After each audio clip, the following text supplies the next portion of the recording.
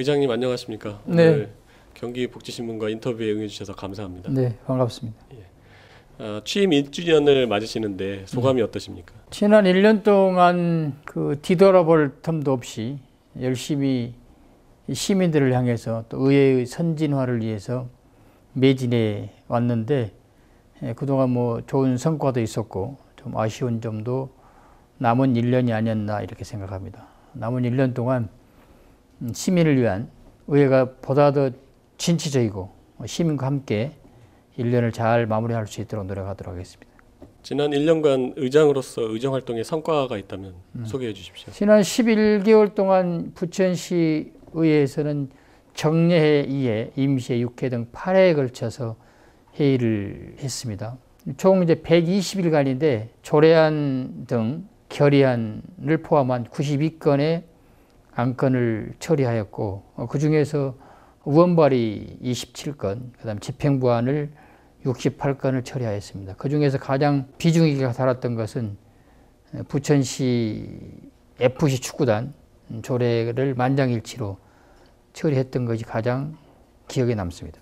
부천시에도 장애인 단체 행사가 많지 않습니까? 네. 이 행사에 빠짐없이 참석하셔서 지금 격려해주고 계신데 네. 평소에도 장애인 복지에 남다른 관심이 있으신 걸로 저희가 알고 있습니다. 장애인을 위해서 하신 일들은 어떤 게 있습니까? 장애인 행사 때 특히 이제 제가 빠짐없이 참석하려고 노력을 많이 하고 있고요. 또 이제 장애인이 편한 도시가 선진 도시라고 그러니까 의장으로서 장애인 단체, 기관 또 이런 행사들에 참석을 해서 장애인들에게 최대한 위로하고 또 격려하는 일이 의장이 해야 될 일이라고 생각합니다. 장애인 이동 불편 해소를 위한 장애인 콜택시 정차 부분들에 대해서 건의를 했었는데, 이제 시에서는 예산 문제가 있기 때문에 1단계는 이미 이제 정차를 해서 운행을 하고 있고, 또 2단계 계획을 가지고 있는데 예산 문제 때문에 아마 내년까지 장애인 콜택시를 법적 대수를 확보하는데 예산의 비중을 좀 많이 두고 해결하도록 하겠습니다. 저희 지역에 특수학교를 가야 되는 학생이 있었는데, 이제 관내 상록학교가 이제 경기도 광역학교다 보니까 장애인이면서 관내 학교 진학이 좀 어려운 학생이 있었어요. 그래서 이제 구로에 있는 장애인 특수학교로 다녔는데, 이제 부모님이 슈퍼를 하신 분이세요. 슈퍼라는 게 이제 아침 일찍 일어나서 이제 문을 열어야 되는데, 등하교 때 태워다 주고 또 태우고 와야 되고 이런 불편함이 있어서 제가 이제 경기도나 부천시 교육청에다가 이제 확인을 했더니 이 상록학교가 인원수가 오버가 되어서 지금 기다리는 학생이 많다. 그렇게 답변을 해서 어쨌든 상록학교가 관내에 있기 때문에 관내에 있는 장애인들은 타 지역으로 학교를 가는 것은 여러 가지로 문제가 있다. 그래서 부천 관내 장애인 학생들은 상록학교에 진학할 수 있도록 제도를 개선해라 라고 이제 건의를 했는데, 아마 금년부터는 부천시 관내 장애인들은 다 상록학교로 진학하는 걸로 이렇게 아마 개선이 된 걸로 알고 있습니다. 우선권을 부여하셨다. 네네. 그리고 이제 제가 2년 전에 모 방송국에 장애인 가정을 방문해서 일일 봉사하는 그런 이제 다큐멘터리를 찍은 적이 있는데, 이제 그 장애인 분의 건의사항은 장애인 콜택시가 관내만 이용을 하고, 이제 보훈병원 같은 경우는 이제 서울 관내잖아요. 그래서 관내는 콜택시를 운영할 수 없기 때문에 여러 가지 불편함이 많다. 그래서 제가 장애인 관할 과장을 불러서 그런 문제들을 좀 광역 단위에서 좀 해결될 수 있도록 좀 제도를 개선해라 이렇게 요구를 했었는데, 부천 같은 경우는 서울이나 인천, 경기권이 좀 광역적으로 운영될 수 있도록 제도가 개선돼야 되는데도 불구하고 아직 제도가 개선되지 않았는데, 이것도 시 집행부에다 끊임없이 건의를 해서 개선하도록 제가 요구를 했습니다. 지난 4월에는 전국 장애인 탁구 선수권 대회에서 의장님께서 휠체어 탁구를 또 체험을 하셨지 않습니까? 예. 예, 어떠셨나요? 그때 이제 장애인 체육대회 하는 것들을 관전만 했었는데 탁구공이 상당히 빠르잖아요. 그래서 휠체어를 타고 탁구를 해보니까 이 장애인들이 얼마만큼 평상시에 불편한 것들을 좀 몸소 느꼈습니다. 그래서 장애인들의 인권, 또 권익 이런 것들을 위해서 좀 시가 또는 의회가 더 뭔가 좀 깊은 관심을 가지고 여러 가지 제도나 예산 지원을 좀 많이 해야 된다라는 것들을 새삼스럽게 느꼈습니다.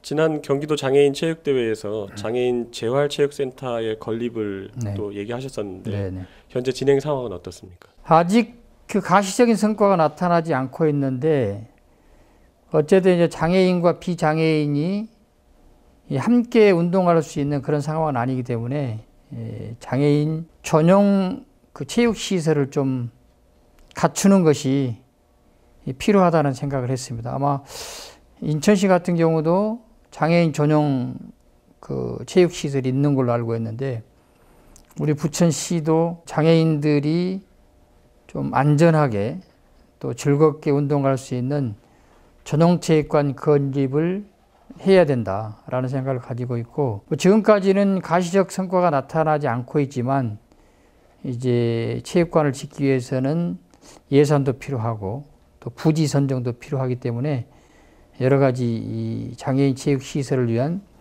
장기 계획을 수립하도록 하겠습니다. 얼마 전 장애인 행사에서 장애인 연금 비율, 장애인 고용률, 장애인 급여 등에 대해서 이제 언급하신 적이 있습니다. 네. 이런 내용들에 대해서 어떤 견해를 가지고 계십니까? 이제 다른 지자체에 비해서 우리 부천시 같은 경우는 장애인 고용 비율이 법적 의무 고용 비율을 상회하고 있거든요. 그러니까 상당히 이 다른 지자체에서 보기는 모범적인 도시다 이렇게 평가를 할 수 있을 것 같고 이번에 장애인 고용 비율 또 장애인들에 대한 임금 현실화는 국회가 좀 보다 더 진취적인 생각을 가지고 장애인들도 국가나 사회 한 일원으로 생각을 하고 고용 문제 또 장애인들에 대한 급여 문제가 빨리 현실화될 수 있도록 좀 법을 입법화하는 게 중요하다 이렇게 생각합니다. 또 우리 시도 필요하다면 필요한 조례들을 좀 조속히 제정을 해서 장애인들에 대한 고용, 또 권익, 인권, 또 취업 이런 부분에 대해서 많은 관심을 갖도록 하겠습니다. 우리 주변에 소외된 이웃들이 많지 않습니까? 네. 부천시와 부천시 의회에서는 이분들을 위해서 어떤 노력을 하고 계신지요? 네, 저도 이제 1년에 2번씩 기관을 방문합니다. 소외계층 기관들을. 그리고 제가 한 2달 전에는 부천 소망의 집도 방문을 해서 소망의 집에서 귀가하고 있는 청소년들 또 어린이들을 격려하고 위로하고 또 그 시설을 이용하는데 뭐가 불편한 것인지를 좀 가서 듣고 또 예산도 이번 2차 추경에 반영하도록 제가 해당 부서에 지시를 했습니다. 의장으로서 의회를 이끄는 비결이나 또 철학이 있으시다면 말씀해 주십시오. 의회는 대화하고 토론하는 장소라고 생각합니다. 그래서 29명의 의원들이 격이 없는 대화 토론할 수 있도록 공간을 마련해 주는 것이 의장이 해야 될 일이라고 생각하고 또 각종 그 현안에 대해서 첨예한 이제 갈등이 있을 때 서로 조정하고 조율하는 역할이 의장이 해야 될 일이라고 생각합니다. 남은 임기 동안 중점적으로 추진하고자 하는 정책이나 사항이 있으시다면 네, 남은 이제 1년 정도 의회도 잔여 임기가 남아 있고 단체장도 1년 정도 남아 있는데 어쨌든 임기 말이 되면 의회는 다음 선거를 생각해서 의정 활동이 좀 느슨해지는 부분들이 있었는데 임기 마지막 날까지 시민의 대의 기관으로서 집행부를 견제하고 감시하는 일을 소홀히 하지 않도록 의장이 솔선수범해서 동료 의원들을 좀 독려하고 리드하고 이런 역할이 필요하다고 생각하고 또 두 번째는 이제 그 의원님들이 초심을 잃지 않고 마지막까지 시민을 위해서 최선을 다할 수 있도록 하는 것이고 또 의원들이 시민들에게 약속했던 공약들을 마지막 1년 동안 잘 지킬 수 있도록 의장이 체크하고 또 지원하고 또 이런 역할들을 해 나가려고 생각하고 있습니다. 내년에 이제 또 지방선거를 앞두고 있는데 네. 정치 행보에 대해서 계획돼 있는 게 있다면 말씀해 주십시오.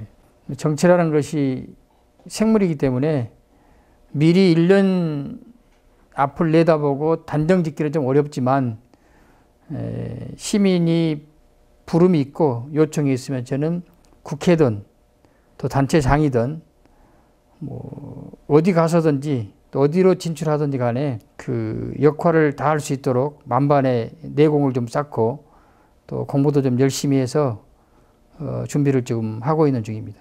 지방의회에 머물지 않고 네. 더 큰 곳으로 이제 나가보겠다는 그런 말씀으로 들리거든요. 맞습니까? 네. 의원님 지역구에는 해리먼이 있습니다. 자주 네. 가보시는지요? 제가 일주일 전이네요. 해리먼에서 그 바자회도 참석을 했고, 그 다음에 추석 때도 해리먼을 제가 방문을 해서 원우들과 함께 담소도 하고, 대화도 하고, 또한 제가 의장 되기 전에는 제가 해리먼 가가지고 그 장애우들 목욕도 시키고, 봉사활동도 그때도 한 8시간 정도 식당 청소에서부터 목욕 봉사까지 이렇게 다녀온 적이 있습니다.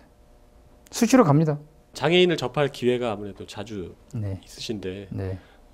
어떤 걸 주로 느끼시는지 궁금합니다. 어쨌든 이제 우리 사회가 이 장애인들이 이 생활하는데 좀 많이 부족하다.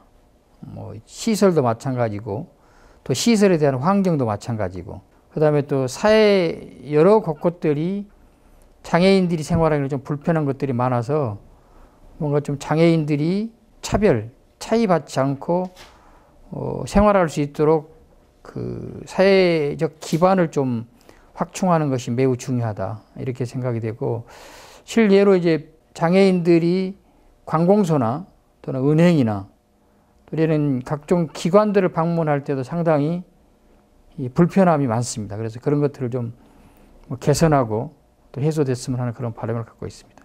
삼선 시의원으로서 또 의장까지 하셨는데 원동력이나 저력은 어디에서 나오는 겁니까?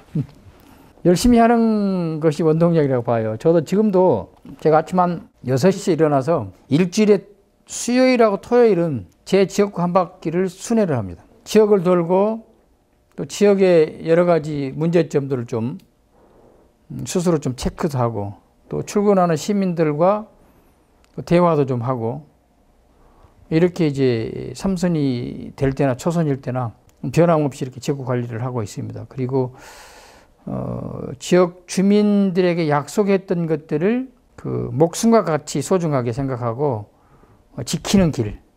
이것이 아마 제가 지역에서 다수 시민들에게 지지를 받는 동기라고 생각합니다. 네.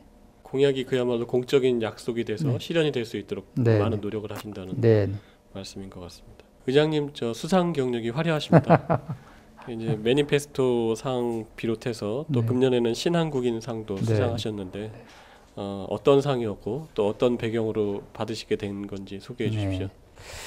제가 올해 상복이 아주 터졌어요. 금년 한 해 의회를 변화시키고 또 다른 의회에 비해서 선진의회로 이렇게 발전시켰다라는 언론의 평가가 있어서 2013년 올해를 빛낸 신한국이상, 그 다음에 혁신 리더상, 한국일보에서 주관하는 자랑스러운 한국이상, 전국 지역 언론에서 주는 의정대상을 28일 날 받을 예정입니다. 올해만 4개 분야의 상을 받게 됐습니다. 언론이 또 도와주시고 또 동료 의원님들이나 또 많은 시민들이 격려의 뜻이라고 생각이 돼서 시민 여러분들께 감사의 말씀드리고 이 자리를 빌어서 또 모든 지역의 언론인 여러분들께 감사의 말씀드립니다. 제가 2대 두 번째 재선 나올 때 공약했던 것들을 다 지킨 것 같아요. 제가 그 관내에 최초로 설립된 소사 시립 어린이집을 25년 정도 지나서 재건축을 하게 됐고 또 유일하게 국비를 받아서 경로당 2채를 준공하게 됐습니다. 또 경로당을 신축하는 과정에서 한 25년 동안 불법으로 겸용하고 있던 고물상을 철거하면서 이제 지었는데, 그 고물상을 철거하는 과정에서 저에게 그 위협을 가해서 경찰로부터 한 달 동안 그 신변 보호를 받으면서까지 제가 주민들에게 약속한 것들을 지킨 그런 소신 있고, 또 약속한 걸 지키기 위해서는 좀 강단이 좀 있는 의원으로 이렇게 주민들이 평가를 하고 있습니다. 또 지역에 많은 예산을 들여가지고 지하주차장 178면을 새로 지었는데, 지하주차장을 짓는 과정에서도 주변에 상당히 많은 정치적으로 이제 좀 반대편에 있는 사람들의 저항이 있었는데, 그때 당시 권두현 부시장과 또는 이제 해당 과장과 함께 반대하는 주민들을 잘 설득해서 지하주차장을 완성했던 것들이 매니페스토 약속 대상을 받은 중요한 그 성과가 아닌가 이렇게 생각이 됩니다. 또 국무총리상도 받았고, 또 이제 법무부 장관상도 받았는데, 법무부 장관상 같은 경우는 제가 그 아동 여성 폭력 및 피해 지원에 관한 조례도 만들고, 부천 법원에서 실시하고 있는 그런 여러 가지 이제 그 범죄 피해자들 이런 활동들을 좀 높게 평가를 받아서 법무부 장관상도 받게 됐습니다. 실제로 지역 사회와 의회를 위해서 많은 일을 하시고, 네. 또 그것이 다른 사람들께 잘 전달이 되고 또 각인이 되는 것 같습니다. 네. 그래서 또 그렇게 상을 많이 받으실 수 있는 게 아닌가. 감사드립니다. 다시 한번. 지하철 7호선이 개통돼서 지금 부천시가 더 활기찬 도시로 변모하고 있는 것 같습니다. 의장님께서 구상하시는 부천시의 비전에 대해서 한 말씀 해주시겠습니다. 부천시가 유일하게 신도시 중에서 지하철이 없는 도시였었는데, 지하철 7호선이 완공이 되어서 90만 시민과 함께 특히 이제 중상동, 또 춘희동 이런 주민들은 상당히 좋아하시죠. 근데 저는 이제 지하철 7호선과 관련돼서 다른 의원들보다 특별한 감회가 있습니다. 제가 초선 때 원혜영 시장과 함께 백이선 의원과 함께 반대 정파에 있는 사람들이 지하철 7호선에 대한 반대 의견이 많았었잖아요. 그런데도 불구하고 이제 원혜영 시장과 그 백이선 의원께서 이제 추진을 하고, 또 우리 부천시 의회에서도 자문도 하고 또 지원도 하고 했었는데, 그 지하철 7호선 착공해서 준공 때까지 그 쭉 8년간의 지하철 역사를 체험한 사람은 많지 않아요. 이제 서강진 선배 의원님, 박노설 선배 의원님, 또 저하고 김관수 전 의장, 이렇게 네 분밖에 없거든요.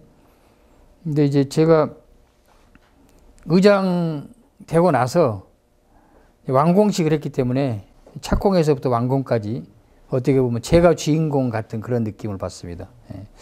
감회가 있고, 어쨌든 이제 그 경기가 장기 침체로 인해서 지하철 7호선 개통에 따른 경제적 시너지 효과가 잘 나타나지 않고 있지만, 그 많은 시민들이 걱정했던 수익 구조는 좀 많이 개선되고 또 기대도 될 것 같아요. 지금 지하철 7호선 이용객이 한 9만이 조금 넘는다고 그러거든요. 그러면 이제 그 손익분기점은 넘어갔다고 판단되는 겁니다. 그래서 지하철과 관련돼서는 시의 재정이 더 투입되지 않아도 될 것 같다라는 안심을 해야 될 것 같고, 근데 지하철 7호선과 관련돼서 지역에 좀 시너지 효과가 있으려면 이 상동역 같은 경우는 이제 영상문화단지, 호수공원 이런 것들을 기점으로 해서 좀 그 문화, 교육 이런 것들이 좀 집적화됐으면 좋겠고, 또 이제 중동역이나 시청역 같은 경우는